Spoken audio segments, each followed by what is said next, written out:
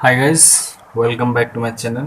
सो आज के लेक्चर में हम लोग कैपेसिटर्स को कंटिन्यू करेंगे और देखेंगे कि एक अच्छा टॉपिक्स है कि किसी भी जो कैपेसिटर्स का प्लेट होता है तो वो दो प्लेट के बीच में कितना फोर्स लगता होगा कि एक प्लेट दूसरे प्लेट पे फोर्स लगाता होगा। ठीक है, तो वो आज हम लोग सीखेंगे। तो मान लो कि दो प्लेट अगर हम कंसिडर करते हैं, क्या दो प्लेट अगर कंसिडर करो आप, तो टॉपिक देना है कि force between the plate of A capacitors. तो किसी कैपेसिटर्स के प्लेट के बीच में क्या हो, क्या फोर्स लगता होगा। ठीक है, तो मान लो अगर दो कैपेसिटर्स ले लो। ठीक है, ये क्या है, दो प्लेट है। ठीक है, इस दो प्लेट के कारण जो फोर्स लग रहा होगा, सपोज करिए क्या दो प्लेट है, क्या ये दो प्लेट है, इस दो प्लेट के कारण जो कैपेसिटर्स में फोर्स लगा होगा, एरिया क्या है, ए है। मान लो एरिया क्या है, ए है। इस दोनों के बीच का जो सेपरेशन दिया हुआ है, तो ये जो डिस्टेंस है ये क्या, मान लो डी है, सेपरेशन दिया हुआ है। ओके, दोनों प्लेट का एरिया क्या है, ए है।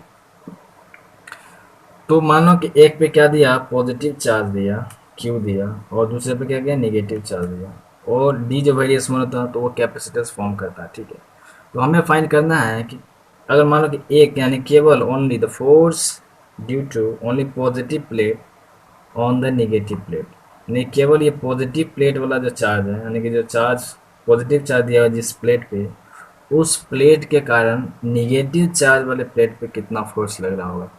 तो जनरली है कि दो क्या अपोजिट चार्ज है तो दोनों एक दूसरे क्या करेगा, अट्रैक्ट करेगा। तो हम लोग देखते हैं कि force due to only single plate के कारण क्या होता है, जो फोर्स जो होता है, तो हमने देखा था कि जब प्लेट के कारण जो इलेक्ट्रिक फील्ड होता है वो क्या होता है, sigma by two epsilon naught. E जो होता है वो क्या होता है, sigma by two epsilon naught. ये होता है, मैंने देखा था जब क्या इलेक्ट्रोस्टैटिक्स पढ़ रहा था। सो इलेक्ट्रिक फील्ड जो होता है वो sigma by two epsilon not. Suppose करिए इसको आप क्या सिग्मा यानी कि इसको लिख सकते हो चार्ज है, और q by a two a epsilon naught, ये है इलेक्ट्रिक फील्ड बिटवीन दिस।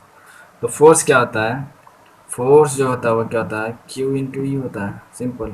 तो इस पे चार्ज क्या है, क्यू माइनस क्यू है, minus Q into Q by two a epsilon not. तो आप इसको देखोगे तो Q square by two a epsilon naught, ये आ गया फोर्स। अगर मैग्नीट्यूड का बात करें तो ये सिंपल क्या हो गया, Q square by two a epsilon not. इस फोर्स से ये जो पॉजिटिव प्लेट होगा इसको क्या करेगा, अट्रैक्ट करेगा, यानी कि एक दूसरे के आपस में क्या करेगा, उसको नज़दीकी लाने का कोशिश करेगा।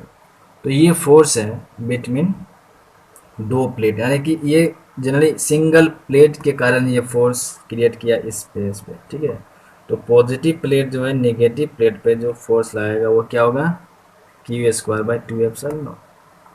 अगर मान लो कि इसके कारण, अगर मान लो इस दोनों इसके बीच में अगर हम इलेक्ट्रिक फील्ड निकालना चाहें, तो ये तो इस पे मान लो इस साइड में लगा रहा होगा। ठीक है, और ये प्लेट जो होगा इस पे इसी डायरेक्शन लगा रहा होगा, तो नेट अगर इलेक्ट्रिक फील्ड अगर निकालते दोनों प्लेट के कारण, तो सिंपली क्या हो जाएगा, सिग्मा बाई एप्सिलॉन नॉट। क्या हो जाएगा, सिग्मा बाई एप्सिलॉन नॉट होगा, वो आप ध्यान रखना। तो हम यहाँ पर कंसिडर किए सिर्फ सिंगल प्लेट के लिए। ओके, तो ये प्लेट इस पे फोर्स लगा रहा होगा, सिमिलरली ये प्लेट भी इस पे उतना ही फोर्स लगा रहा होगा। ठीक है, तो आप ये था force between the plates of A capacitors.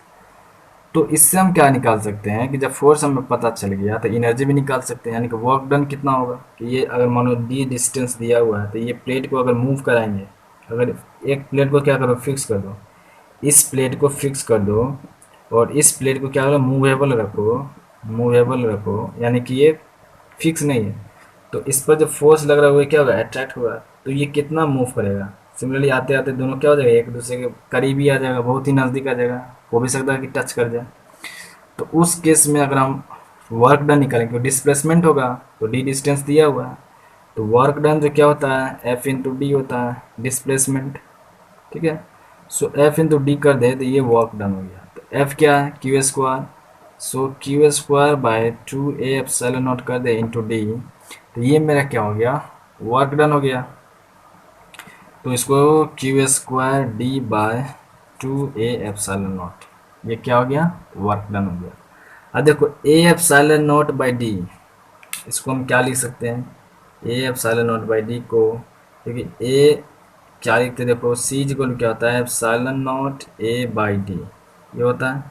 तो जस्ट उल्टा हो जाएगा, D by epsilon not a को क्या लिख सकते हैं, 1/c। तो इसी को हम लिख सकते हैं क्यू स्क्वायर बाई 2c। देखो वर्क डन जो आ गया Q square by 2c। In the case of जब कैपेसिटर्स और चार्ज मालूम है और कैपेसिटर्स दिया हुआ है, चार्ज दिया हुआ है, तो हम वर्क डन निकाल सकते हैं, क्या हो जाएगा, क्यू स्क्वायर बाई 2c।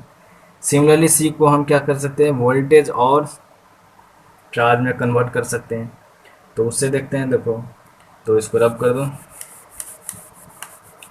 तो देखो क्या हो जाएगा कि जब इसी में पुट करोगे क्यू स्क्वायर बाई 2c को, आप क्या लिख सकते हो, q square by twice c को क्या लिख सकते हो, क्यू बाई वी लिख सकते हो। सी को क्या लिख सकते हो, Q by V, Q by V, okay, Q by V. So यहाँ पर तो सी है, तो सी बराबर क्या होता है, क्यू इज इक्वल टू क्या होता है, सी वी होता है। तो सी इज इक्वल टू क्या लिख सकते हो, Q by v, just v ऊपर मल्टीप्लाई हो जाएगा, तो v multiply, one q cancel हो जाएगा, तो क्या हो जाएगा, हाफ ऑफ क्यू वी। देखो ये हो गया आपका दूसरा फॉर्म, जब चार्ज और वोल्टेज मालूम रहे। सेकेंड फॉर्म क्या लिख सकते हो, क्यू इज इक्वल टू सी भी लिख सकते हो इसी में, तो इसी में आप इसको क्या लिख सकते हो, देखो half of q is equal to c v, c v square. ये सब क्या, work done, that is you can say energy.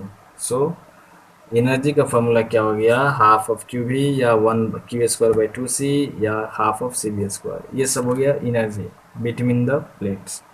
सो एक प्लेट अगर मूवेबल फिक्स करते हो तो कैसे होगा, समझ गए।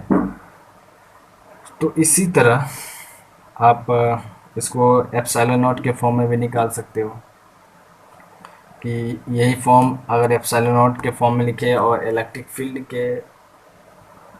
के फॉर्म में अगर हम लाना चाहें तो क्या होगा, ठीक है। तो वो आप इससे कन्वर्ट कर सकते हो। तो इलेक्ट्रिक फील्ड के जब केस करोगे तो क्या हो जाएगा, half of epsilon naught E square, ये हो जाएगा आपका सेम एनर्जी, ठीक है। सो इस लेक्चर में इतना ही। सो नेक्स्ट लेक्चर में हम लोग डाई इलेक्ट्रिक्स के बारे में पढ़ेंगे, ठीक है। So thank you very much.